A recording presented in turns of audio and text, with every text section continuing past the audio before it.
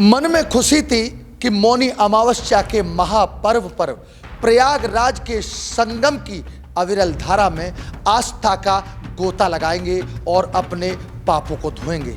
लेकिन कुछ मंजर अलग ही हो गया। उनके सपने चकनाचूर हो गए। जब समय ओ महापर्व का आया तो सिर्फ चीत्कार, कोई अपनी माँ को ढूंढ रहा है तो कोई अपने भाई को बचा रहा है। बस रोना और रोना। वो महामंजर को देखने के लिए हमारे साथ हमारे स्टूडियो में कुछ भक्तगण बैठे हैं जो प्रयागराज से उस महामंजर के, उस महाविनाश के गवाह हैं, जिनसे बात करेंगे वो विनाश लीला क्या थी। भाई साहब नमस्कार, और खबर एक्सपर्ट में आपका हार्दिक स्वागत है। आप बहुत ही भाग्यशाली, मुझे तो लगता है कि वहाँ से आप सुरक्षित लौटे हैं और आप उस महाविनाश लीला के गवाह थे। क्या सीन था भाई साहब, वो हमारे दर्शकों को बताएं। मध्य रात्रि लगभग 12 बजे मैं वहाँ पहुँचा था और स्नान विधिवत सारे चल रहे थे और प्रचंड भीड़ थी। चूँकि मौनी अमावस्या थी तो मेरा उस दिन मौन व्रत का संकल्प था, तो मैं चुपचाप मन में ही अपना हर हर गंगे करता हुआ बढ़ता चला जा रहा था। और वहाँ स्नान 1:25 पर मैंने स्नान किया मध्य रात्रि। और उसके बाद जैसे ही मैंने देखा कि भीड़ का दबाव, संचालन बंद सा दिखाई दिया मुझे, और भीड़ का संचालन बंद हुआ तो मैंने देखा कि तुरंत फ़ोन किया, बेला अथॉरिटी को मैंने फ़ोन भी किया तुरंत ही कि कोई अनहोनी न घट जाए, कि मुझे ऐसा लग रहा था कि भीड़ का दबाव। तो मैंने फ़ोन किया तो मेला प्रशासन ने तुरंत मेरी कॉल पर एक्शन लिया और 1.5 मिनट के भीतर ही। लेकिन तब तक मैं देखता हूँ कि शायद उधर कुछ पिलर नंबर 287 के पास मैं खड़ा था और 165 के पिलर के मध्य में कुछ शरारती तत्व थे जिन्होंने बैरिकेडिंग तोड़ दी। तो हम लोग सब स्नान कर रहे थे, तो मैंने, एक महिलाओं का ग्रुप था, जब दबाव बढ़ा तो मैंने उनको बचाया, उस समूह को। और उसके बाद जैसे ही वो बैरिकेडिंग टूटी तो अफरा तफरी का माहौल शुरू हो गया, जिससे वहाँ फिर भीड़ का दबाव बढ़ने से आकर के लोग, जो बैठी हुई महिलाएं थी स्नानार्थी, तो उनके ऊपर गिर गए। तो उसके कारण से ये परेशानी बढ़ गई। तो अभी इन्होंने बताया कि किस तरह से करोड़ों की भीड़ ने चींटियों की तरह अपने पैर से दबाकर उन भक्त जनों की हत्या कर दी, क्योंकि ये इन्होंने बताया कुछ शरारती तत्वों ने। वैसे तो इसकी जांच सरकार भी कई राउंडों में कर रही है, किस किस स्तर से कर रही है, और जो दोषी होगा उसको दंडित भी किया जाएगा। लेकिन भाई साहब वो क्या मंजर था जब किसी का लाल उस भीड़ में दबा तो किसी की माँ उस भीड़ में दबकर अपने जीवन लीला समाप्त कर ली। तो क्या देखा था, किस तरह से लोग दौड़ रहे थे, किस तरह भाग रहे थे? मंजर दौड़ने भागने का तो नहीं था, क्योंकि दबाव, जो डायबिटीज़ के जो पेशेंट होते हैं या कुछ बीमार व्यक्ति थे, तो उनके क्या था कि जाम होने की वजह से वो सांस लेने में दिक्कत हुई, घबराहट हो गई उनको। तो लेकिन माँ गंगा ने मुझे प्रेरित किया कि नहीं, तुम्हें भागना नहीं है, बचाना भी है, ये तुम्हारा पुण्य कमाने का समय भी है। तो मैंने अपनी माँ गंगा से प्रेरणा लेकर के मैंने बचाए, महिलाओं को, बुजुर्गों को मैंने बचाया, उनको निकालने में मदद की। क्या आपको अपनी जान की परवाह नहीं थी, जिस तरह आपने इतना बड़ा रिस्क लिया, उनको बचाया? मैंने कोरोना काल भी देखा है। आप जानते हैं अच्छी तरह से कि कोरोना में लोग कहते थे कि आप अपने नाक बंद कर लीजिए, अंगूछा गमछा बांध लीजिए। तो लेकिन फिर भी मैं यही कहता था कि नहीं, चाहे मेरी जान चली जाए लेकिन पीड़ित का दर्द मुझसे बर्दाश्त नहीं होता। ठीक इसी तरह से माँ गंगा ने मुझे प्रेरित किया। इसलिए मुझे हिम्मत, ऊर्जा कहाँ से आ गई मुझे भी नहीं पता, लेकिन मैं वहाँ जो मुझसे बन पड़ा, अपनी जान की बाजी लगा करके मैंने लोगों की मदद की। मैंने महिलाओं को, दुर्बलों को, असहायों को मैंने मदद की और स्वयं भी उनको बचाते बचाते बाहर निकल के आया। उसी समय फिर एम्बुलेंस आई, तत्काल व्यवस्था हुई, 5 मिनट में रिस्पॉन्स हो गया। तो पिछला मुझे तो नहीं लगता है कितना वो, आज 5 मिनट में एम्बुलेंस आ गई, सारी व्यवस्था हो गई और फिर से स्नान चालू हो गए। आपने जिस तरह से अपनी जान की बाजी लगा करके लोगों की मदद की, क्या आपने और भी कहीं पर मदद मांगी? इसके लिए बता रहे थे आप कॉल की थी कहीं? हाँ, मैंने एक 1920 मेला प्राधिकरण का हेल्पलाइन नंबर मेरे पास पहले यहाँ चलने से पूर्व ही मैंने नोट किया था। तो उस नंबर पर मैंने जैसे ही डायल किया तो तुरंत कॉल मेरी लग गई और कॉल पर मैंने सूचना दी कि यहाँ इस तरह से लोग बदहवास होकर एक दूसरे को परेशान हो रहे हैं, किसी का सामान खो गया है, कोई गिर पड़ा है, तो आप तत्काल मदद भेजिए। तो मेरी कॉल का उन्होंने तुरंत संज्ञान लिया और उसके बाद ही कुछ ही मिनटों के बाद तुरंत एम्बुलेंस वहाँ कई आ गई। दर्शकों, जिस तरह बताया क्या भयावह सीन होगा। मुख्यमंत्री जब इसकी आधिकारिक पुष्टि कर रहे थे कौन कितने मरे तो आंखों में आंसू आ गए। एक देश के मुखिया के आंखों में भी आंसू आ गए और जिसने जो सुना कि इतना बड़ा हादसा हुआ है उसके भी आंखों में आंसू आ गए। सब अपनी अपनी चिंता करने लगे कि हमारे गांव से 3 लोग गए हैं, हमारे यहाँ से इतने लोग गए हैं, क्या वो सुरक्षित लौट के आए कि नहीं आए। तो वास्तव में इसे हम घटना कहें या दुर्घटना कहें, ये तो समय चक्र है। लेकिन भाई साहब यादव जी, एक बात होती है हमारे साथ, खास बात ये है कि जिस तरह से ये यादव हैं, राकेश यादव जी, और बड़ी प्रतिष्ठित व्यक्ति समाज सेवी भी हैं, जिस तरह से विपक्ष हमला कर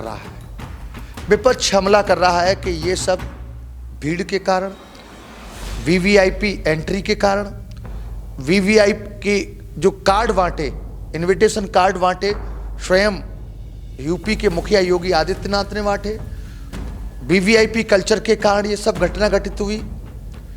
इसके दोषी मुख्यमंत्री जी हैं। विपक्ष का कहना है उन्हें तो अपने पद से इस्तीफा दे देना चाहिए।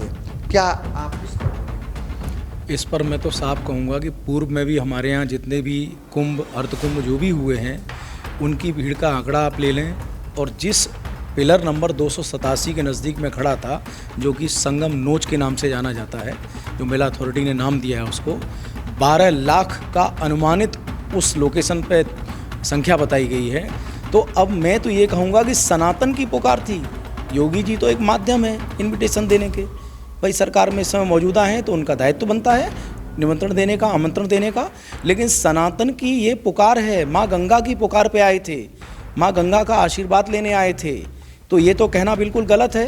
कि हमारे साथ एक और भाई साहब बैठे हैं। शुभ नाम सर आपका? मेरा नाम विक्रम सिंह सिकरवार है। अच्छा सिकरवार जी, जिस तरह से बताया था कि ये तो सनातन की पुकार है, लेकिन एक प्रश्न यहाँ भी खड़ा होता है कि जब योगी जी कई दिन से चिल्ला रहे थे 10 करोड़ की भीड़ आ सकती है, और तो उस तरह से व्यवस्था, विपक्ष कह रहा है कि व्यवस्था का तो सारा पर्दाफाश हो गया, कोई व्यवस्था नहीं थी, योगी मॉडल सब फेल हो गया। नहीं, मेरा मानना ये है कि वहाँ कुछ 2 दिन पहले के अखिलेश जी गए थे, तो वहाँ व्यवस्थाओं का जायजा तो वो खुद लेके आए थे। अगर ये कह रहे हैं ना तो प्लेटफॉर्म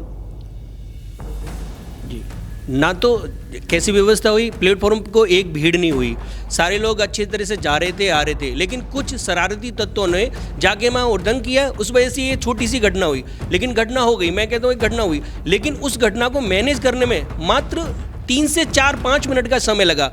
अगर दूसरी किसी और की सरकार होती, 2013 में कुंभ हुआ था, तो प्लेटफॉर्म पे प्रयागराज जंक्शन पर एक मतलब छोटी सी भीड़ में करीब 54-55 लोग खत्म हुए थे, तब उनकी क्या व्यवस्था थी। यहाँ तो लगभग अनुमानित जो आंकड़ा है, लगभग 10 करोड़ लोगों का अनुमानित आंकड़ा है, और जो घटना हुई है वो मात्र 5 मिनट की घटना, उसमें भी उन्होंने पूरा मैनेज कर लिया, पूरी संभाल ली घटना है। तो मैं तो ये कहूँगा कि योगी जी ने बहुत अच्छी व्यवस्था की है। वहाँ लोग अगर ब्रह्म का जानकारी दे रहे हैं तो वो गलत दे रहे हैं। कि विपक्ष का कहना है कि योगी जी के प्रशासन पर, पुलिस पर व्यवस्था नहीं बन रही है तो आर्मी को लगा दो। क्या आर्मी और पुलिस, क्या ये पुलिस पर व्यवस्था नहीं बनी इसलिए ये कारण हुआ, या फिर विपक्ष कह रहा है कि आर्मी को लगा देना चाहिए, वो ठीक है? विपक्ष का आर्मी का आमंत्रण तो बिल्कुल ही गलत है। मैं ये समझता हूँ कि ऐसी कोई आवश्यकता नहीं है, क्योंकि जो भी संकल्प लेते हैं, 10 करोड़ का संकल्प लिया है, तो ये तो माँ गंगा की एक पुकार रही, उनका आमंत्रण रहा कि करोड़ों का संख्या पार कर गया। वरना मैं समझता हूँ कि लोग तो बुलाते हैं फिर भी नहीं आते हैं। और आप ये देखिए कि 10 करोड़ की व्यवस्था वहाँ इतनी अच्छी हुई है कि आप देख रहे हैं कि मैंने देखा कि ट्रेनों पे कोई इंतज़ार नहीं करना पड़ रहा, प्लेटफॉर्म पे कोई इंतज़ार नहीं करना पड़ा, स्नान के लिए कोई इंतज़ार नहीं करना पड़ा। अब एक पॉइंट पर 12 लाख लोग थे वहाँ स्नान बराबर कर रहे थे। तो ये तो विपक्ष का तो झूठा ढकोसला है कि अब आप बताइए कि 12 लाख एक पोल के आसपास थे, संगम नोच के पास, और फिर भी स्नान बराबर चल रहे थे। लेकिन मैं तो ये कह रहा हूँ कि वो विपक्षियों की जांच होने दो। जुडिशियल कमीशन बिठा दिया गया है कि जो लोग बैरिकेडिंग तोड़ रहे थे वो कौन थे, इसकी भी जांच होनी चाहिए। तो दूध का दूध पानी का पानी हो जाएगा कि गंगा को कौन बदनाम करना चाहता है, कौन संस्कृति को बदनाम करना चाहता है, स्पष्ट हो जाएगा इस बात से। विपक्ष का कहना है कि योगी जी को इस्तीफा दे देना चाहिए। इतनी मौतों के जिम्मेदार योगी जी हैं, उन्हें जिम्मेदारी लेनी चाहिए और उन्हें इस्तीफा दे देना चाहिए पद से। नहीं, इस्तीफा किसी धार्मिक कार्यक्रम का कोई विकल्प नहीं होता है। ये तो उनकी सोच ही बड़ी क्षीण है कि अब मैं इसमें क्या कहूँ, क्योंकि ये धार्मिक आयोजन बहुत बड़ा हमारा चल रहा है और विपक्ष की इस तरह की मांग बिल्कुल बचकानी है। वहाँ व्यवस्था जो मैंने आँखों से देखी कि 5 मिनट के अंदर एम्बुलेंस आ गई और मेरी फ़ोन कॉल के बाद 1.5 मिनट के अंदर पुलिस एक्शन में आ गई और संचार व्यवस्था चालू हो गई और मूवमेंट ट्रैफिक का चालू हो गया। तो मैं ये समझता हूँ कि जो लोग 1 लाख की भीड़ भी मैनेज नहीं कर पाते थे पहले, और आज हमारे योगी जी 9 करोड़ प्लस की उस रात को मौनी अमावस्या को उन्होंने करके दिखाया, तो मैं समझता हूँ कि उनसे श्रेष्ठतम उत्तर प्रदेश में फ़िलहाल कोई नहीं है। अभी खड़गे जी ने कहा था, जो कांग्रेस के अध्यक्ष हैं, उन्होंने कहा था यदि माँ गंगा में आस्था लगाने से गरीबी दूर हो जाए तो सभी को चलना चाहिए। क्या उन्होंने प्रश्न चिन्ह लगाया है, क्या गंगा माँ में स्नान करने से गरीबी या पाप धुल जाएंगे? क्या उनका यह आरोप सत्य है? मैं तो ये कह रहा हूँ कि खड़गे जी को माँ गंगा एक सद्बुद्धि थी कि वहाँ जाके वे खुद एक गंगा जी में डुबकी लगाएं। तो मैं खड़गे जी से पूछना चाहता हूँ, क्या मतलब इफ्तार करने से क्या गरीबी दूर होती है? क्या वक्फ बोर्ड को ज़मीन देने से गरीबी दूर होती है? तो मैं उनसे पूछना चाहता हूँ और उनसे एक बार ये भी कहना चाहता हूँ कि वो महाकुंभ में जाएं और डुबकी लगाएं, वहाँ जाके देखें कि वास्तव में गरीबी दूर होती है कि नहीं होती है। अखिलेश जी गए थे? नहीं, अखिलेश जी गए थे तो उन्होंने वहाँ जाके कई प्रपंच भी रचे हैं। अखिलेश जी गए थे, सबने देखा है। तो उसके बाद उनको ये रास नहीं आया कि यहाँ इतनी अच्छी व्यवस्था हो रही है, कुंभ में, महाकुंभ में इतनी अच्छी व्यवस्था हो रही है, उसको उन्हें रास नहीं आया कि कई आरोप प्रत्यारोप लगाते रहते हैं, ये तो उनका काम है। लेकिन उन्होंने उनके राज्य में जब उनकी शासनकाल था तो 2013 में तब हुआ था, तब भी लोगों ने देखा था क्या व्यवस्था हुई, क्या व्यवस्था नहीं हुई है। क्या एक छोटी सी भीड़ को है क्या वो संभाल नहीं पाई।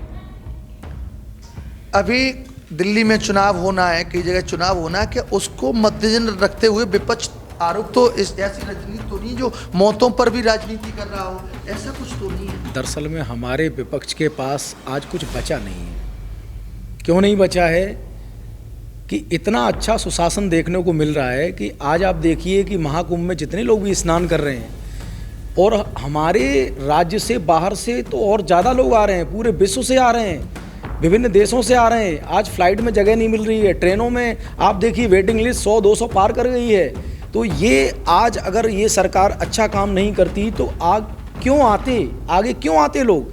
और आज आप देखिए कि जितना महाकुंभ में इतने स्वच्छ जल में डुबकी लगाने का अवसर मिल रहा है सबको, और यमुना मैया कहीं ऐसा ना हो कि विपक्ष की लुटिया ही डुबा दें, मुझे पूर्ण विश्वास है। बिल्कुल सही कहा। जिस तरह से विपक्ष ने आज, अभी अखिलेश जी ने कुछ समय पहले कहा है कि जो योगी जी ने मदद की है, आर्थिक मदद की है, जो मृत परिवारजन है उनके लिए 25 लाख रुपए, वो बहुत कम राशि है। इस पर क्या कहेंगे? उन्होंने कहा कि ये बहुत कम राशि है, उत्तर प्रदेश सरकार व्यवस्था नहीं कर पा रही है। अखिलेश जी को ये समझना चाहिए कि जितने भी वहाँ घायल हुए हैं जो लोग, जैसे उनकी संख्या 60 से 65 है, तो योगी जी ने तुरंत उनको सरकारी हॉस्पिटल, माने जहाँ जहाँ प्राइवेट हॉस्पिटल है उनको प्राइवेटेशन की पूरी व्यवस्था करी है, प्राइवेट हॉस्पिटल, और जितनी बनी है व्यवस्था आगे भी व्यवस्था वो करेंगे। 25 लाख कोई छोटी रकम नहीं होती, लेकिन फिर भी हम मानना है कि उनकी और भी आर्थिक सहायता होंगी है कि जैसे भी है।